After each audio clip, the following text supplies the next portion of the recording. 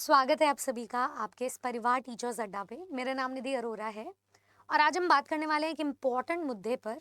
शुरुआत करने से पहले मेरे पीछे एक क्लिपिंग है, वो मैं आपको सुनाना चाहूंगी। तो आप और मैं गौर से सुनते हैं इस क्लिपिंग को और उसके बाद करते हैं आगे की डिस्कशन को कंटिन्यू। ध्यान से सुनना है। In the next 3 years, Center will recruit 38,800 teachers, support staff for the 740 Ekalavya Model Residential Schools, which is serving 3.5 lakh tribal students.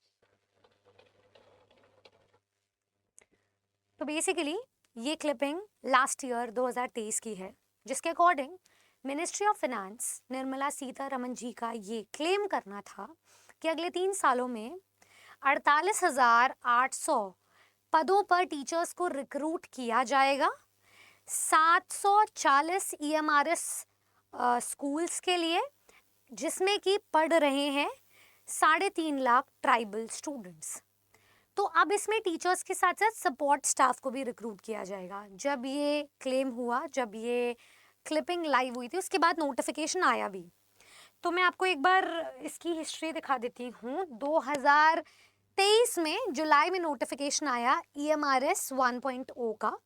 तो फेज 1 में उन्होंने 10,500 पद निकाले टीचिंग एंड कुछ नॉन टीचिंग पोस्ट्स के लिए।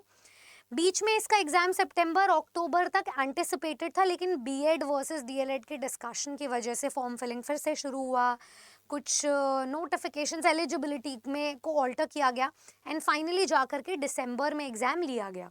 So with in the same year examination conduct करवा दिया गया।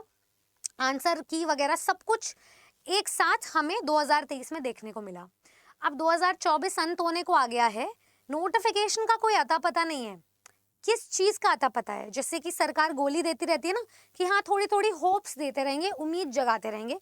तो नए EMRS स्कूल्स का निर्माण किया गया, बहुत सारे रीजन्स में नए EMRS स्कूल्स को एस्टैब्लिश किया गया, विस्थापित किया गया।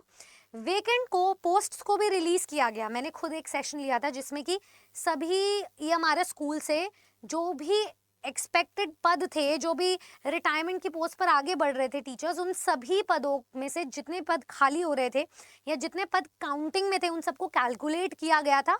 तो उसकी भी लिस्ट है अभी सभी के पास में, लेकिन नोटिफिकेशन उसमें सबका एक सैड फेस बना हुआ है क्योंकि कोई नोटिफिकेशन नहीं है। तो ये मेरा एक रिमाइंडर है आप सभी स्टूडेंट्स को, सरकार को, कि अगर हम ये समझ लें कि सेंटर की सरकार हो चाहे राज्य की सरकार हो, सभी एक जैसी है, मिली भगत है सभी की, कि कुछ किसी को काम नहीं करना और करना है तो तभी करना है, इलेक्शंस के समय आकर करना है। तो ये एक रिमाइंडर है इस बात का कि अगले 3 सालों में अगर 48,800 पद निकलने थे तो वो कहाँ गए?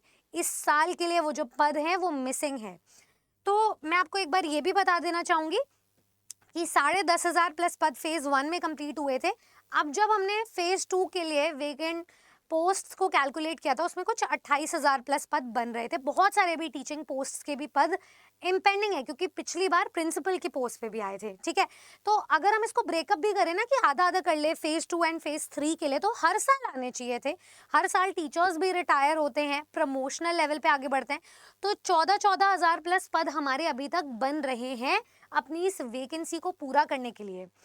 और ये जो 740 स्कूल्स की बात की गई वो 2023 का डेटा था। उसके बाद अब नए स्कूल्स का निर्माण भी हुआ है।